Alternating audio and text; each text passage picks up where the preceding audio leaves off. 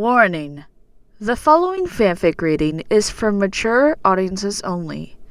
It contains explicit language and sexually suggestive themes such as innuendos and adult jokes. Viewers' discretion is advised. On a Cross and Arrow. Written by Connor Cogwork. Chapter 3 of A Fruit Forbidden. Spines, can you be a sweetheart and get me Rules of Causality 101? Sure thing, Dusk. Hang on. The lavender stallion nodded to his assistant as she rushed off, before turning back to his book. It was a book that he had managed to find only a few minutes ago. A mysterious title labeled Exploring the Aether for Fun and Profit. He had seen it earlier today, but had been distracted by a rather high-powered anomaly outside the library. When he had returned, a sick Butterscotch had been present, bundled up, his voice softer and higher than usual. At the time, he had thought nothing of it. He did ask for supernaturals, after all, though Dusk still thought he could have cleared him up with a good spell. However, that seemingly innocent event was resurfacing in his mind after reading halfway through his current tome. A spell for instant long-range teleportation was positioned above another spell for dimensional viewing. He had been intrigued by the thought of long-distance teleportation, and for a second, entertained the idea of calling the gang together to try it out. Maybe Applejack would have some ideas on where to go. Butterscotch wouldn't have been able to make it, though. He's sick. And so he had shelved the idea, read the next spell, and spotted its rather long list of warnings. That was when the alarm bells went off in his head. Usage of this spell in conjunction with the above might result in accidental dimensional displacement. Use with extreme caution. Reference the rules of causality before using. Here we are, Dusk! Spine spoke up, plopping a rather hefty volume next to the unicorn's current book. Whew! Any more heavy lifting like that, and I'll be as ripped as Applejack! There's a disturbing thought. Dusk joked, before his horn lit and the book opened up. Say, when Butterscotch was here earlier today, did you happen to notice anything odd about him? What?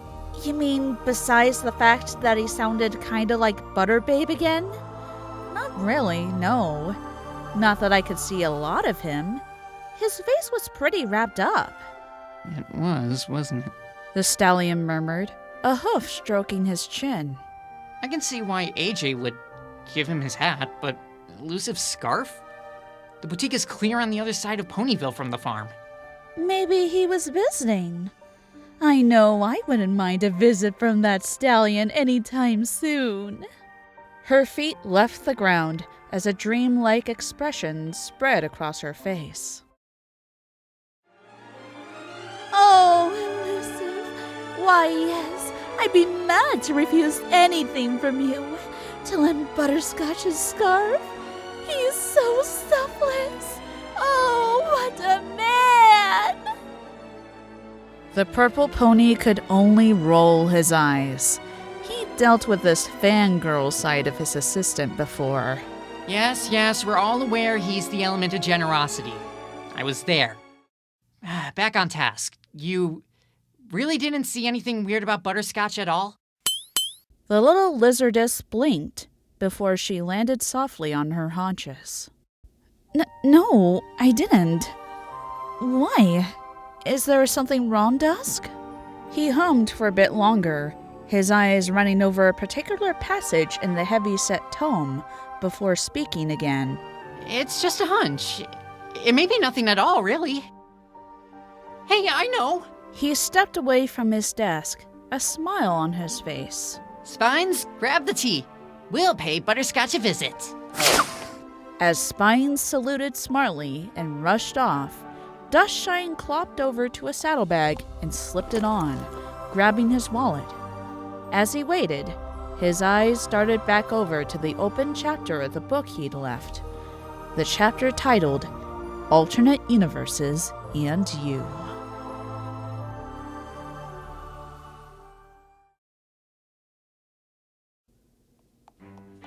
Fluttershy clopped into Ponyville, a saddle pack around her waist and a purse filled with bits in her mouth. She had volunteered to do the shopping. It was clear that the bushes that made up the hedge were inedible to any degree, and if they were going to wait for 3 days, they would need food and supplies. So they had pulled their bits, given the money and bags to the Pegasus, and set her on her way.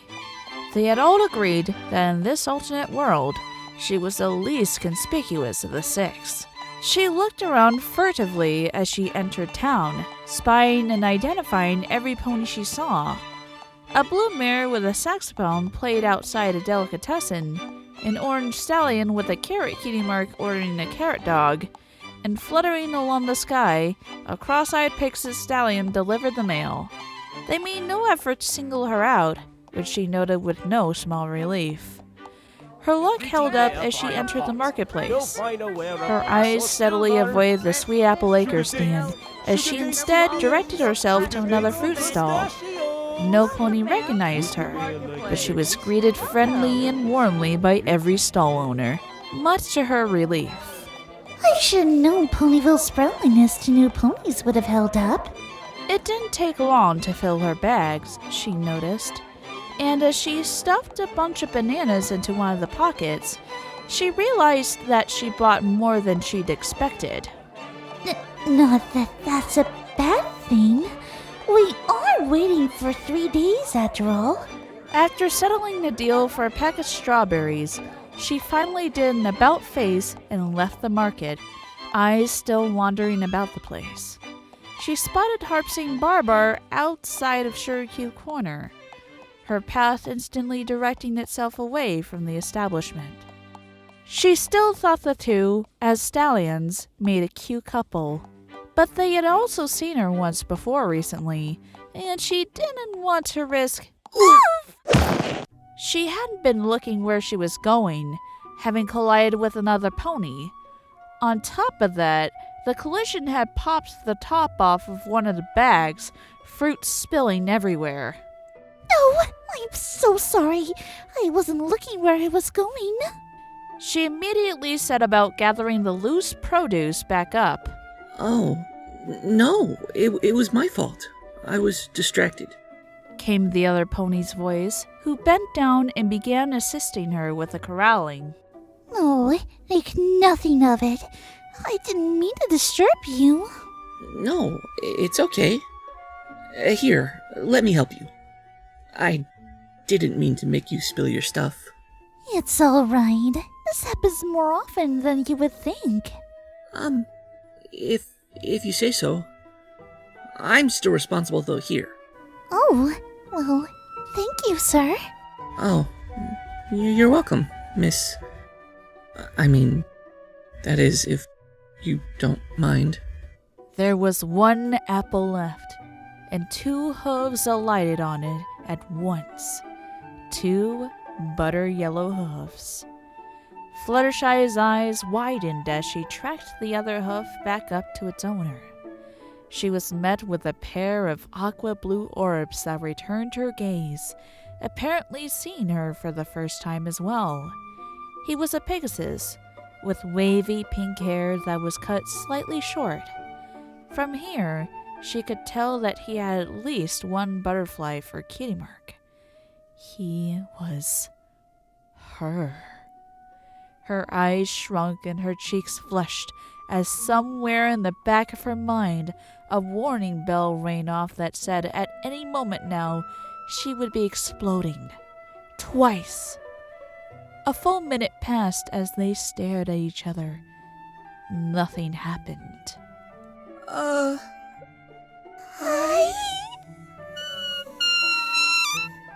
The male Pegasus dipped his head low as he blushed slightly, a gesture that she found endearing. I haven't seen you around. before. I'm not usually the forward one, but... what's your name?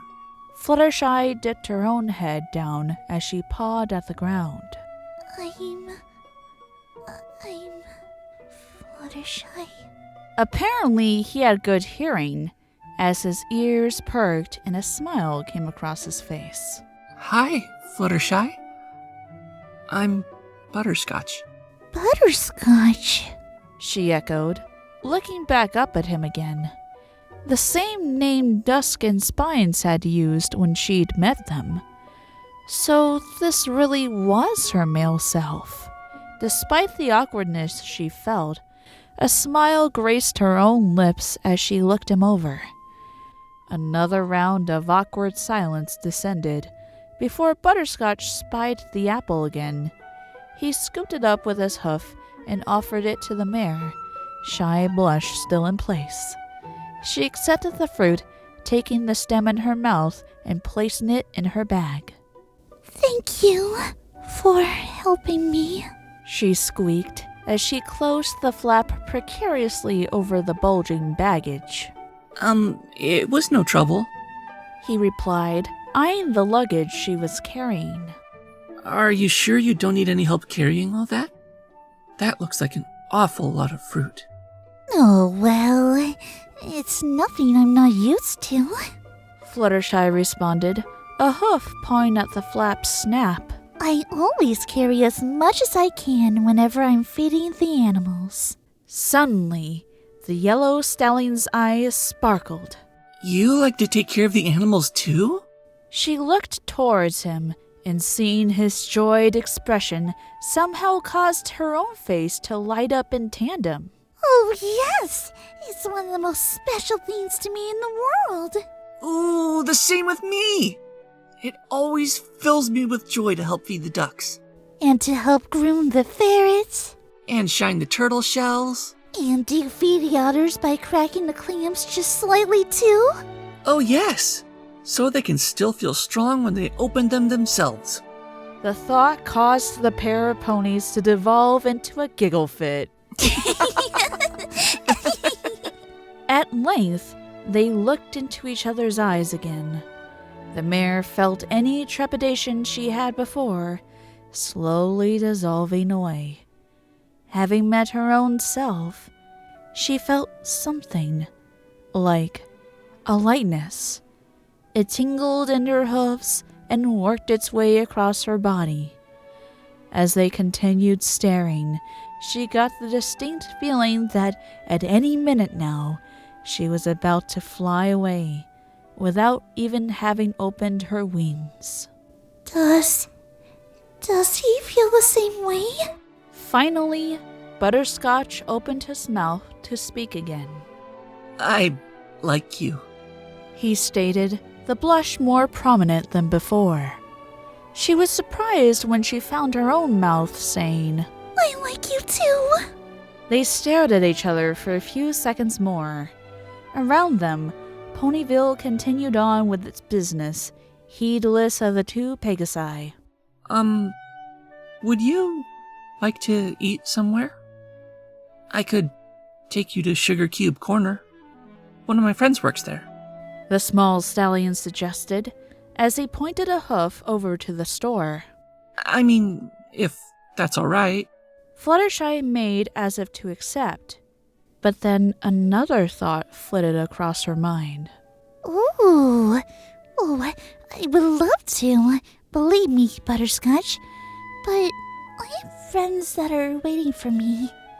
For these. She made a motion back to her bags. If I can, though. Another time. I would love to go eat somewhere with you. He nodded, his blush still matching his female counterpart's own. Okay, I understand. I'll keep an eye out for you. Until next time, Miss Fluttershy? She got onto all four hooves and trotted up to him, snout to snout, before she whispered, Until next time. Two things happened at once then. The first thing that she was cognizant of was that she was running full tilt back towards the forest, her back miraculously staying intact. The second thing that she became aware of turned her face bright red as she realized she'd done it first, before breaking into a gallop. She had nuzzled him.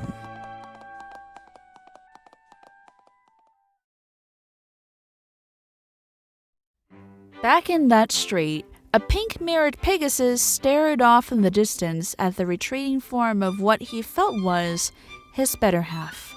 The brush against his cheek was quite warm, and as it sunk in, a goofy smile began to spread across his face. Yo, hey there, Brony! There was a rush of wind as another Pegasus stallion landed next to him, spiky, multi-hued mane sticking out in all directions. Yo, Scotch! Been looking around for ya. What have you been up to? There was no reply. Scotch? Yo! Equestria to Butterscotch! The blue pony waved a hoof in front of his friend's face. No reaction. Now the stallion grimaced as he clopped his four hooves together in front of the yellow equine's eye. Hey, Butterscotch! Finally, the aforenamed stallion blinked as the noise registered. Slowly, he looked up, aqua eyes meeting with rose ones. Oh, hi, Rainbow Blitz. Lovely day out today, isn't it? An eyebrow was arched. Yeah, real nice weather we've been having. It went unnoticed. Yes. Butterscotch turned his head back in the direction that the mare had gone. Absolutely beautiful. Now Blitz was confused as he took to the air again to hover upside down in Scotch's face. Hey there, Brony. Something wrong? You look like you just let the mare of your dreams get away from you. This caused the smaller Pegasus to let loose a distinctly unmanly giggle.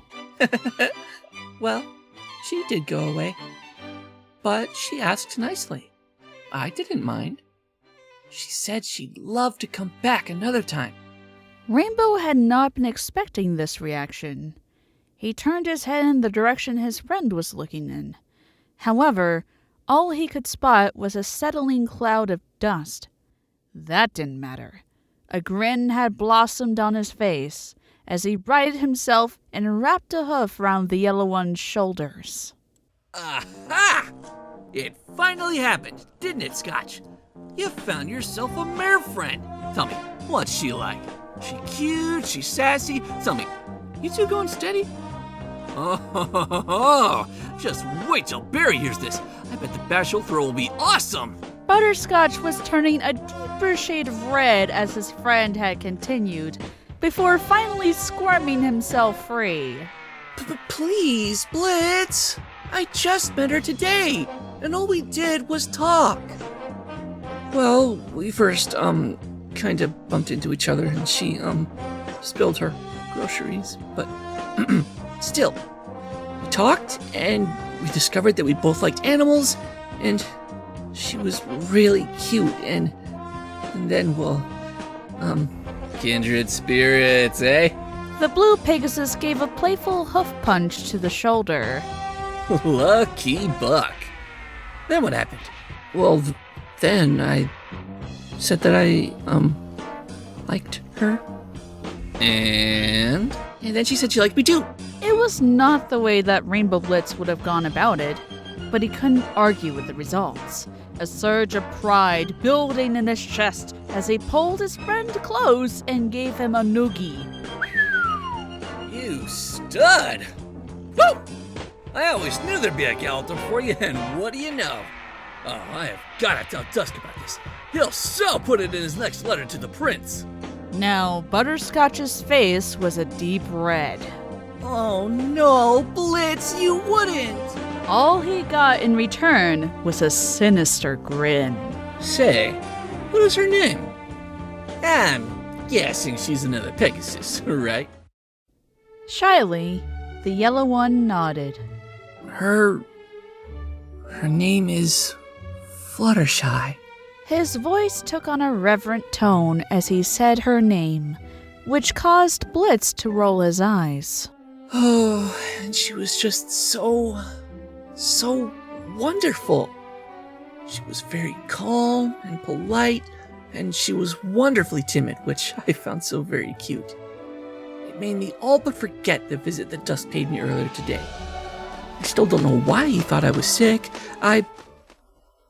Blitz? Rainbow Blitz? Apparently, the blue stallion liked hearing stories of scoring, not romance. A couple of feathers were all that remained next to Butterscotch's hooves. Fluttershy had managed to catch her breath once she had returned to the hedge.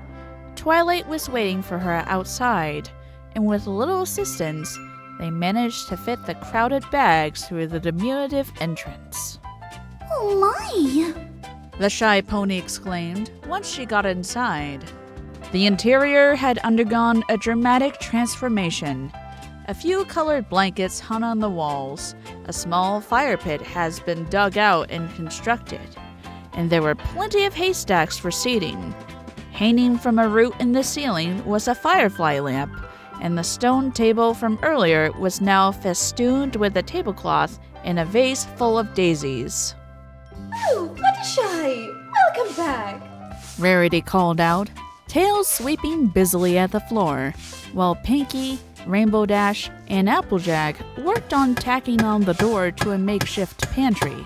Rarity has done a good job sprucing up the place, don't you think? Twilight asked, a hoof unbuckling one of the bags. Oh yes, this all looks so wonderful.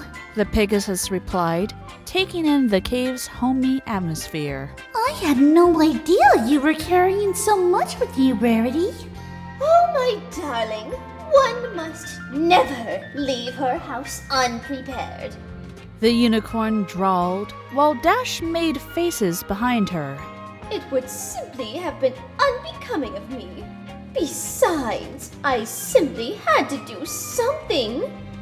If this is to be our little home away from home, then let's make it our own, right? Can't argue with that, Applejack added as she strolled over to the saddlebags. Say, you got any apples in there?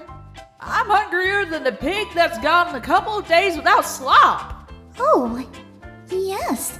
I brought enough for every pony. Fluttershy smiled as she opened the other bag, a few strawberries falling out. Every pony dig in. There was no need to say anything else. All 6 mares proceeded to partake of the feast that had been retrieved, much smacking and nomming filling the cave.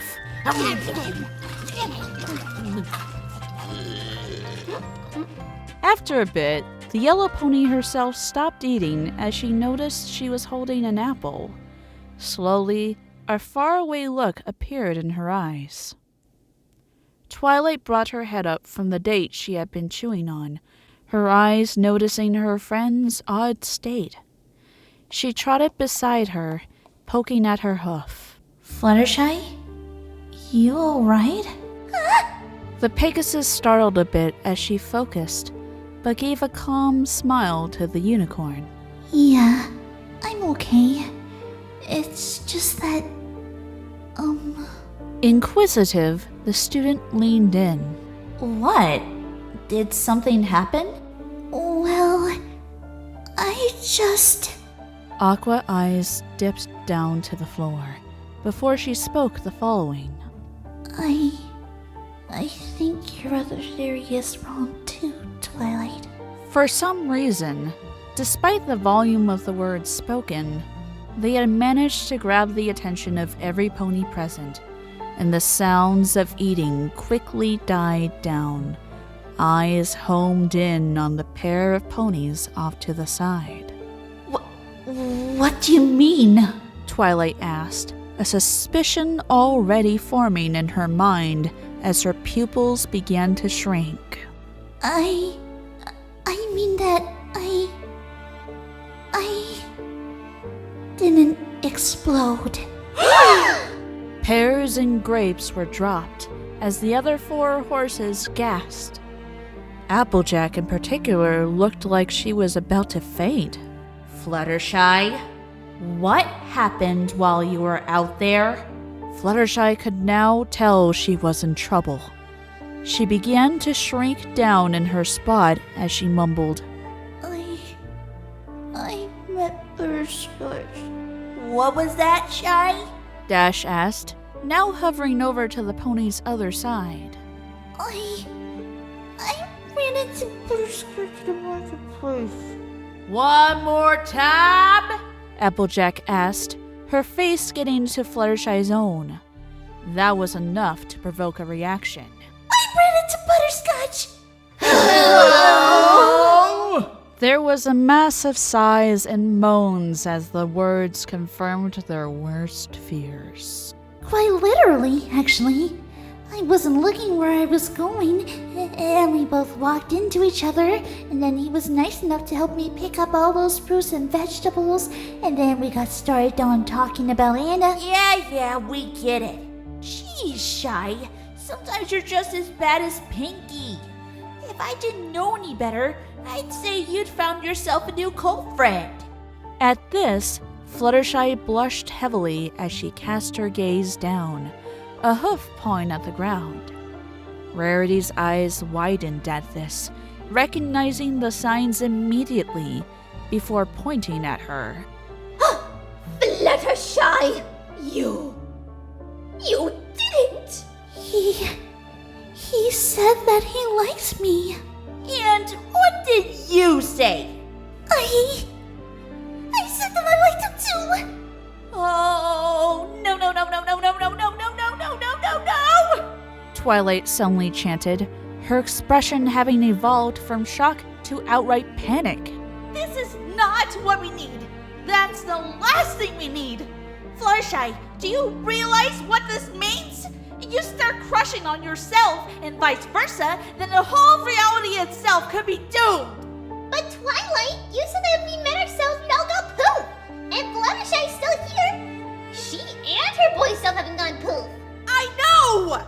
That was just a theory, though, and Fluttershy's managed to disprove it. But what's happening instead could be far more devastating over the long run.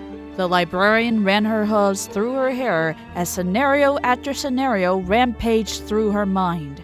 Scenarios involving dimensional physics getting mixed up with that one science that she had yet to do any real study on. Romance.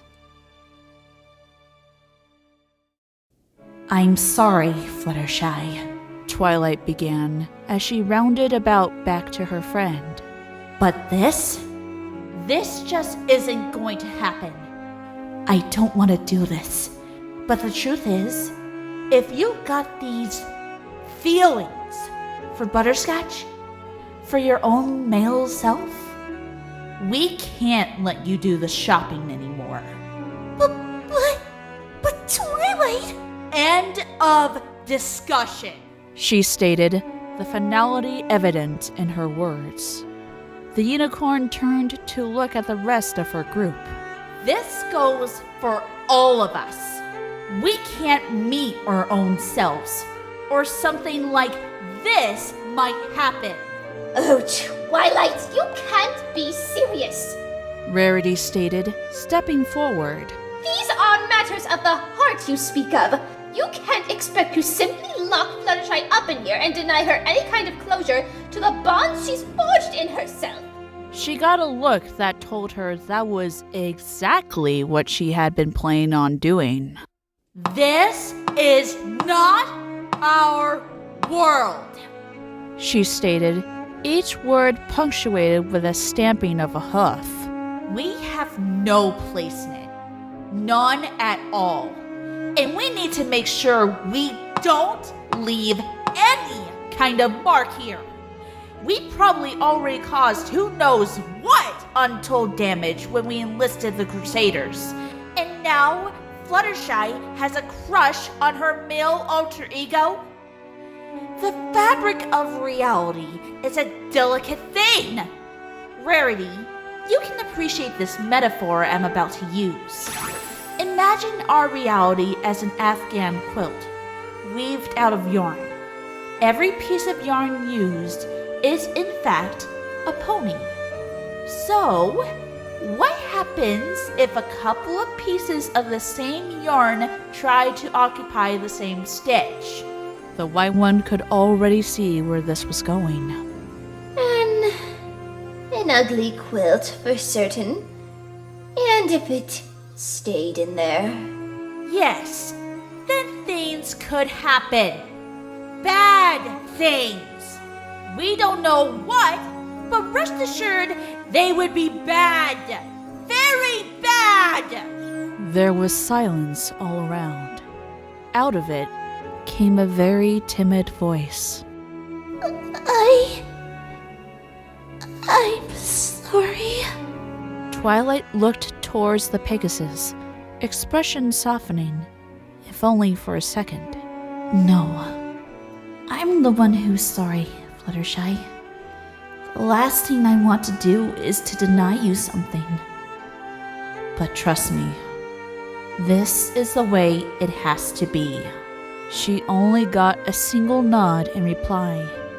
Rarity moved first, taking Fluttershy aside, while Applejack hefted the bag and dragged it towards their newly built pantry, the remaining two ponies assisting her. The student sighed as she let her eyes rest on a green tome, levitating it up to her face. It was going to be a long 3 days. There was a tapping at the window. Somewhere in the back of the library, there was a snort, followed by a feminine, "I've more minutes, please, Dusk." The unicorn rolled his eyes before lighting his horn and swinging the window open. In came a familiar blue stallion, crooked rainbow tail swinging as he glided in towards Dusk's desk. We have a door, you know, Blitz. He got a lopsided grin in return. Now, where would the fun be in that? There was a shaking of a mane with an amused grin. What brought you here today? We all know you're not the reading type. Oh man, I've got a juicy piece of news for you. It's about Butterscotch.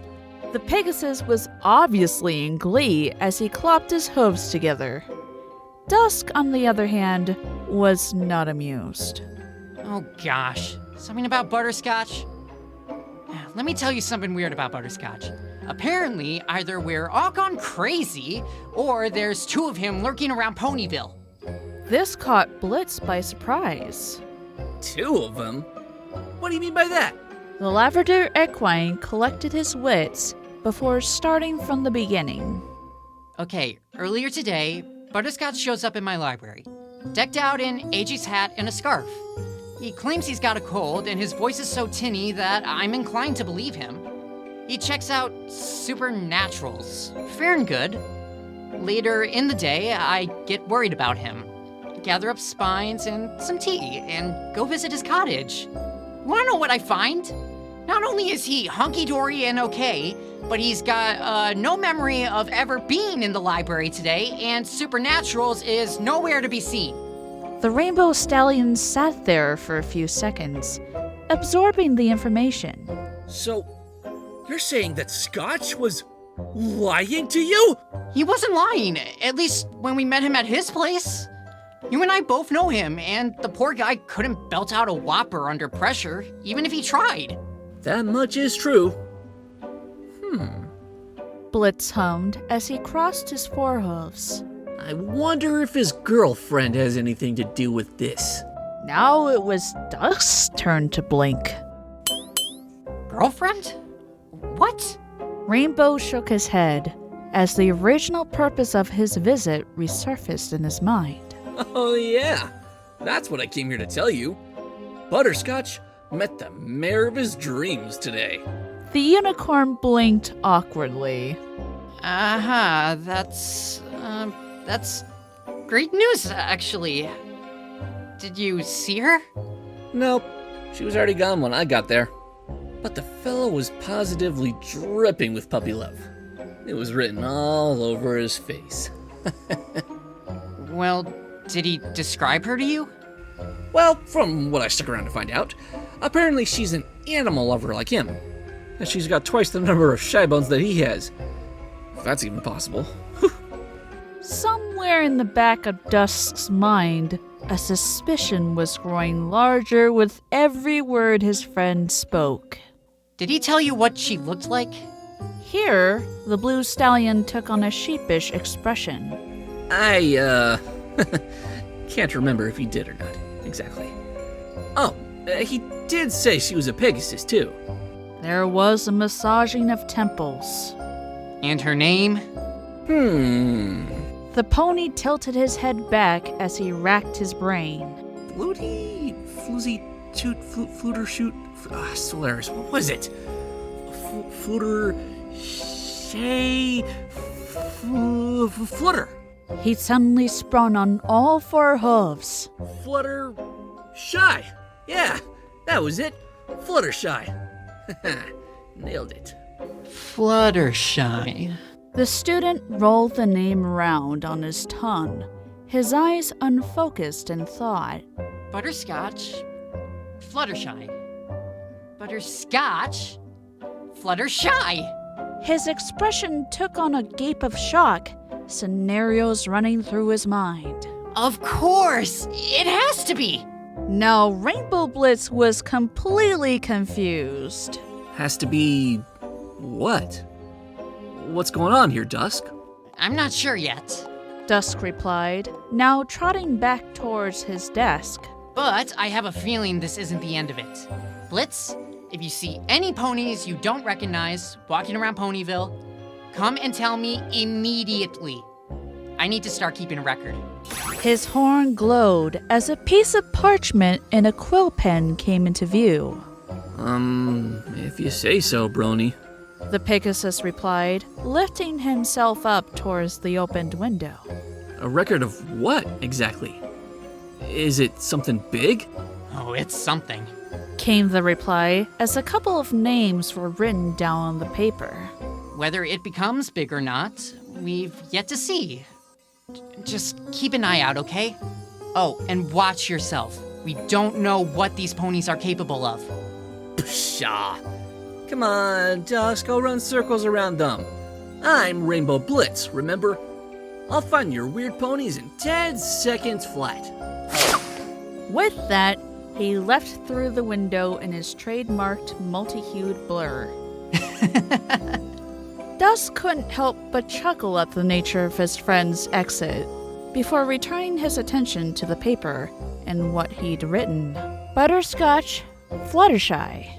Parallel gender-swapped universe? Future cases to go below. For an instant, an absurd thought flashed through his mind, one that both amused him and frightened him at the same time. 2 Rainbow Blitzes? I don't think Equestria would be able to survive that. To be continued. On the next Cross and Arrow. I know you're still in here. The window's still closed. Come on out, so I can teach you something called private property laws. Come on, show yourself. I'm not afraid of you. But I'm afraid of you! I don't know why, but I'm afraid of you!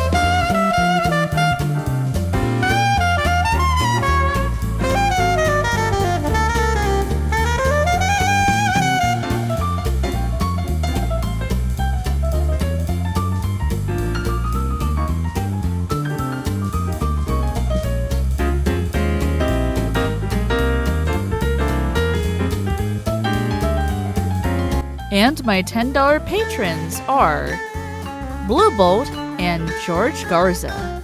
Thank you for donating $10 a month to my Patreon. Hey everyone, Agent Fluffy here, and thank you for watching. If you enjoyed this video, please like and subscribe to my channel. If you want to support me even more, feel free to support my Patreon. The links are right here.